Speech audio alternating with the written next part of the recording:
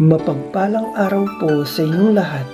Ngayon po ay araw ng linggo, ika-12 ng Hulyo. Pakinggan po natin ngayon ang mabuting balita ng Panginoon. Pagbasa mula sa aklat ni Propeta Isayas. Ito ang sinasabi ng Panginoon: ang ulan at niebe, paglagpak sa lupay, di na nagbabalik. Aagos ito sa balat ng lupa't nagiging pandilig. Kaya may pagkait butil na panghasik. Ganyan din ang aking mga salita. Magaganap nito ang lahat kong nasa.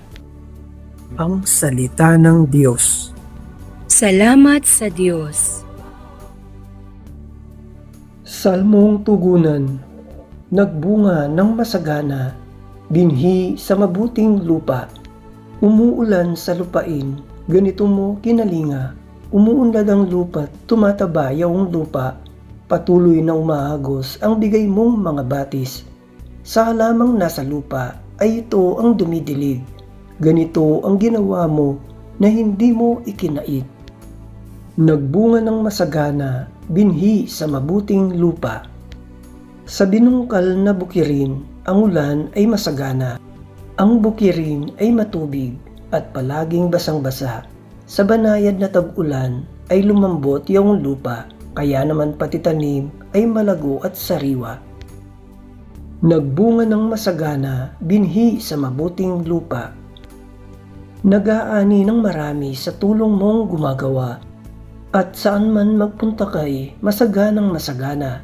Ang pastulay punong-puno ng matabang mga kawan. Nagahari yung galak sa lahat ng kaburulan. Nagbunga ng masagana, binhi sa mabuting lupa. Gumagala yung lupa sa gitna ng kaparangan. Sa hitik na hitik man din ang trigo sa kapatagan. Ang lahat ay umaawit, sa galak ay sumisigaw. Nagbunga ng masagana, binhi sa mabuting lupa. Pagbasa mula sa sulat ni Apostol San Pablo sa mga taga-Roma. Mga kapatid, saganang akin, ang mga pagtitiis sa kasalukuyan ay hindi mayahambing sa yahayag ng kalulahatiang sa atin. Nananabik ang sangnilikha na ihayag ng Diyos ang kanyang mga anak. Nabigo ang sangnilikha hindi sa kagustuhan nito, kundi dahil sa ito ang niloob ng Diyos. Gayunman, may pag-asa pa sapagkat ang sangnilikha ay palalayain sa pagkaalipin nito sa kabulukan at makakahati sa malwalhating kalagayan ng mga anak ng Diyos. Alam natin na hanggang ngayon ang sangnilikha ay dumaraing sa paghihirap. Hindi lamang sila, tayo mang tumanggap ng Espiritu bilang unang kaloob ng Diyos ay napapahimutok samantalang hinihintay natin ang pagampon sa atin ng Diyos, ang pagpapalaya sa ating mga katawan. Ang salita ng Diyos. Salamat sa Diyos. Aleluya, aleluya, salita ng Diyos ang buto na tanim ni Jesucristo upang tumubo sa tao. Aleluya, aleluya. Ang mabuting balita ng Panginoon ayon kay San Mateo. Noong ding araw na iyon, si Jesus ay lumabas ng bahay at naupo sa tabi ng lawa. Pinagkalipumpunan siya ng makapal na tao, kaya sumakay siya sa isang bangka at doon naupo. Nasa dalampasigan naman ang mga tao at nagturo siya ng maraming bagay sa pamamagitan ng mga talinghaga. May isang magsasakang lumabas upang maghasik. Sa kanyang paghasik ay may binhing nalaglag sa tabi ng daan. Dumating ang mga ibon at tinuka ang mga iyon. May binhi namang nalaglag sa kabatuhan. Sapagkat manipis lang ang lupa roon, sumibol agad ang binhing iyon.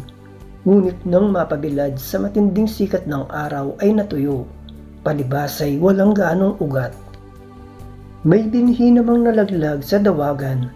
Lumago ang mga dawag at ininis ang mga iyon.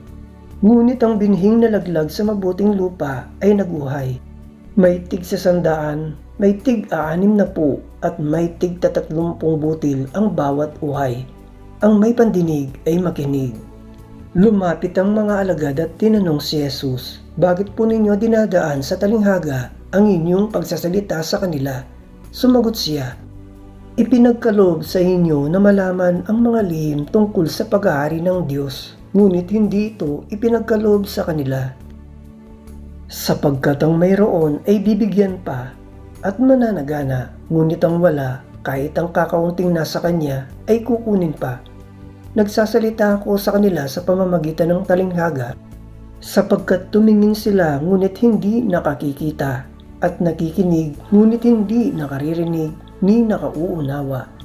Natutupad nga sa kanila ang hula ni Isaías na nagsasabi, "Makinig man kayo ng makinig, hindi kayo makauunawa. At tumingin man kayo ng tumingin, hindi kayo makakikita, sapagkat naging mapurol ang isip ng mga taong ito. Mahirap makarinig ang kanilang mga tenga, at ipinikit nila ang kanilang mga mata. Kung di gayon, di sana'y nakakita ang kanilang mga mata, nakarinig ang kanilang mga tenga, nakaunawa ang kanilang mga isip, at nagbalik loob sa akin, at pinagaling ko sila," sabi ng Panginoon. Mapalad kayo sapagkat nakakikita ang inyong mga mata at nakaririnig ang inyong mga tenga. Sinasabi ko sa inyo, maraming propeta at matutuwid na tao ang nagnasang makakita ng inyong nakikita, ngunit hindi ito nakita, at makarinig sa inyong naririnig, ngunit hindi ito napakinggan. Pakinggan nga ninyo ang kahulugan ng talinghaga tungkol sa mga hasik. Ang mga nakikinig ng salita tungkol sa paghahari ng Diyos ngunit hindi nakauunawa nito ay katulad ng mga binhing nasik sa tabi ng daan. Dumarating ang masama at inaagaw ang nasik sa kanilang puso. Inilalarawan ng binhing nasik sa kabatuan ang nakikinig ng salita at masayang tumatanggap nito kaagad. Ngunit hindi ito tumitino sa puso nila kaya't hindi sila nananatili. Pagdating ng mga kapighatian o pag-uusig dahil sa salita, agad silang nanlalamig. Inilalarawan naman ng nagasik sa dawagan ang nakikinig ng salita ngunit naging abala sa mga bagay ukol sa mundong ito at naging maibigin sa mga kayamanan, ano pat ang salita'y nawalan na ng puwang sa kanilang puso, kaya't hindi makapamunga. At inilalarawan ng naghasik sa matabang lupa ang mga nakikinig ng salita at nakauunawa nito. Sila'y namumunga, may tig 100, may tig 60, at may tig 30. Ang mabuting balita ng Panginoon. Pinupuri ka namin, Panginoong Hesukristo.